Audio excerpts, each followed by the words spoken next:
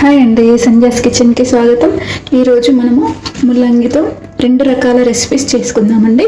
ఇక్కడ నేను రెండు కూడా తీసుకున్నాను.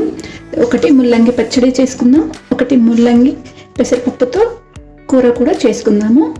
ముందుగా ముల్లంగి పచ్చడికి ఈ ఆకులు యూజ్ చేయాలండి, పాడేయొద్దు. ఈ ఆకుల వలన మనకు చాలా బెనిఫిట్స్ ఉన్నాయండి. ఈ ఆకులు కూడా వట్టి కూర వండుకొని కూడా తింటారండి. యూరిన్ ఇన్ఫెక్షన్స్ ఉన్న వాళ్ళు ఈ ఆకు కూర తింటే చాలా మంచిదండి, తగ్గిపోతాయి యూరిన్ ఇన్ఫెక్షన్స్. ఇప్పుడు ఈ ఆకు తీసి పక్కన పెట్టుకున్నాము.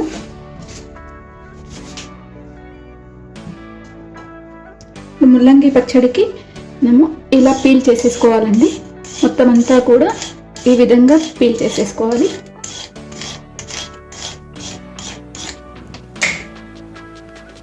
ఇప్పుడు ఇలా పీలర్ తీసుకొని దీన్ని ఇలా తురుముకోవాలండి. ఈ విధంగా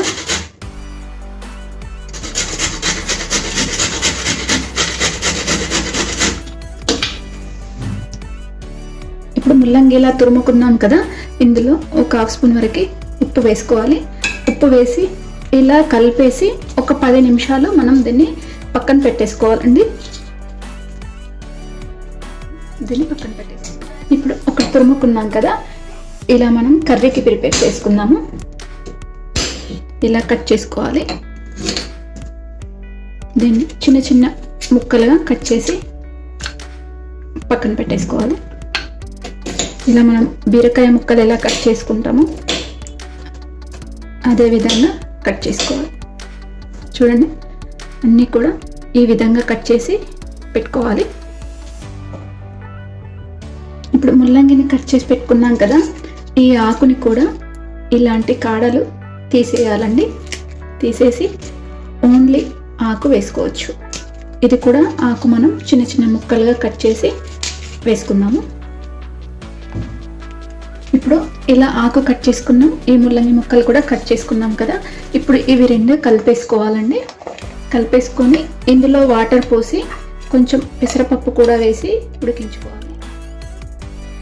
ఇప్పుడు ఇది స్టవ్ మీద పెట్టేసుకున్నామండి. ఇందులో నీళ్లు పోసాము, ఇది మునిగే వరకు నీళ్లు పోసాము.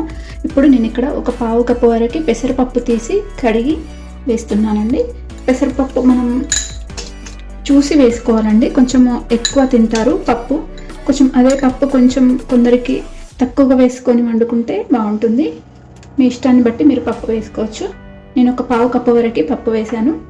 దీన్ని మూత పెట్టి ఒక 5 మినిట్స్ ఉడికించుకుందాము.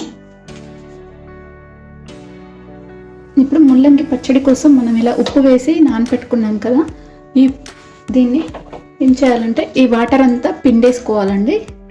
ఇలా మొత్తం ఇలా పిండేసుకొని ఏమీ లేకుండా పిండేసుకోవాలి. చూడండి, ఇలా ఒక గిన్నెలో వేసుకోవాలి. ఇలా వాటర్ అంతా పిండేసుకొని ఇప్పుడు ఇలా ఇందులో పెరుగు వేసుకోవాలండి. మనం ముల్లంగి పెరుగు పచ్చడి చేసుకుంటున్నాం కాబట్టి పెరుగు వేసుకోవాలి, తగినంతగా వేసుకోవాలి. నేను గట్టి పెరుగే యూజ్ చేసుకోవాలండి. పచ్చడిలకు ఏదైనా వాటర్ ఉంటే బాగుండదు పచ్చడి, అందుకని పెరుగు వేసి గట్టి పెరుగు వేసుకోవాలి. ఇప్పుడు ఒక హాఫ్ స్పూన్ వరకు ఉప్పు వేసుకుందాము. అలాగే తగినంతగా కారం వేసుకోవాలండి. మన టేస్ట్కి సరిపడా ఎంత తింటామో చూసుకొని వేసుకోవాలి. ఇప్పుడు ఒక హాఫ్ స్పూన్ వరకు ఆవపిండి వేస్తున్నాను. ముందే గ్రైండ్ చేసి పెట్టుకున్నాను. ఇప్పుడు ఇదంతా ఒకసారి ఇలా కలిపేసుకోవాలి. వేసుకున్న తర్వాత దీనికి మనం తాలింపు వేసుకుందాము.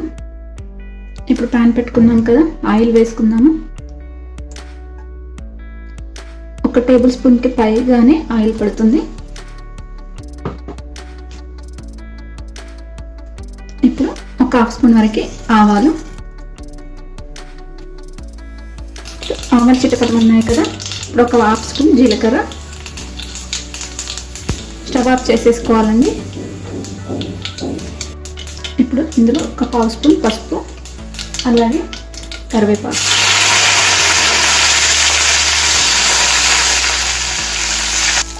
ఇప్పుడు తాలింపు వేసుకున్నాం కదా, ఈ పచ్చడిలో కలిపేసుకోవాలి. కలుపుకున్న తర్వాత ఇలా వేసుకొని ఒకసారి కలిపేసుకోవాలండి. అంతే అండి, మన ముల్లంగి పెరుగు పచ్చడి రెడీ అయిపోయిందండి. ఇప్పుడు ఈ ముల్లంగి పచ్చడి రెడీ అయిపోయింది కదా, మనం పెసరపప్పు వేసి ఉడికించుకున్నాం కదా, అది చూద్దాము. చూడండి, మనకు ఇది కూడా ఉడికిపోయిందండి. ఇలా పప్పు తీసుకొని ఇలా కట్ చేసుకుని 2 ముక్కలు అయిపోయిందండి. ఇలా ఇరిస్తే ఇప్పుడు దీన్ని స్టవ్ ఆఫ్ చేసేసుకొని స్ట్రైనర్ చేసుకుందామండి. చూడండి, ఇప్పుడు ఒక స్ట్రైనర్ తీసుకొని కింద గిన్నె పెట్టేసి ఇలా వడబోసుకోవాలండి. కింద వాటర్ అన్నీ వెళ్ళిపోతాయి. ఇప్పుడు దీన్ని మనం తాలింపు వేసి ఇప్పుడు పాన్ పెట్టుకున్నాం కదా, ఆయిల్ వేసుకుందామండి. ఒక 2 టేబుల్ స్పూన్ల వరకు ఆయిల్ వేసుకుందాము.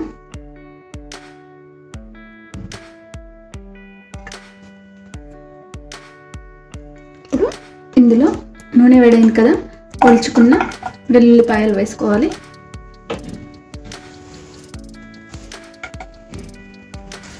ఇప్పుడు ఈ వెల్లుల్లి వేగాయి కదా, ఒక 1/2 స్పూన్ వరకు ఆవాలు, ఇప్పుడు ఇందులో ఒక 1/2 స్పూన్ జీలకర్ర, అలాగే కట్ చేసి పెట్టుకున్న పచ్చిమిర్చి ముక్కలు, ఇప్పుడు ఇందులో ఒక 1/2 స్పూన్ వరకు పసుపు వేసి కలిపేసుకోవాలి. పచ్చిమిర్చి వేసాను కదా, పొడి కారం కూడా వేసుకోవచ్చు, అలాగే పచ్చిమిర్చి గ్రైండ్ చేసి కూడా వేసుకోవచ్చు. ఇప్పుడు ఇది వేగాయి కదా, మనం ముందుగా రెడీ చేసి పెట్టుకున్న ఈ కర్రీని ఇందులో వేసేయాలి.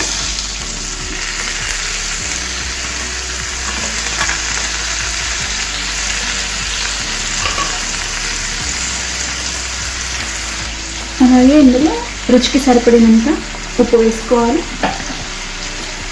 వేసి ఇదంతా కలిపేసుకోవాలి ఒకసారి.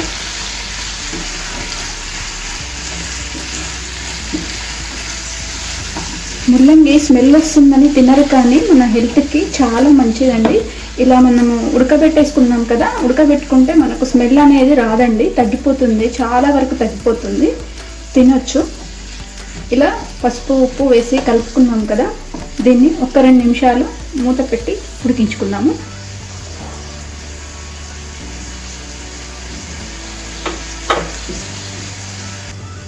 ఇప్పుడు మూత తీసి చూసుకుందామండి. ఈ కర్రీ ఉడికిపోయిందండి, వాటర్ ఏమీ లేవు కదా, అన్నీ పోయాయి. ఇప్పుడు ఇది స్టవ్ ఆఫ్ చేసేసుకొని గిన్నెలోకి తీసేసుకున్నాము.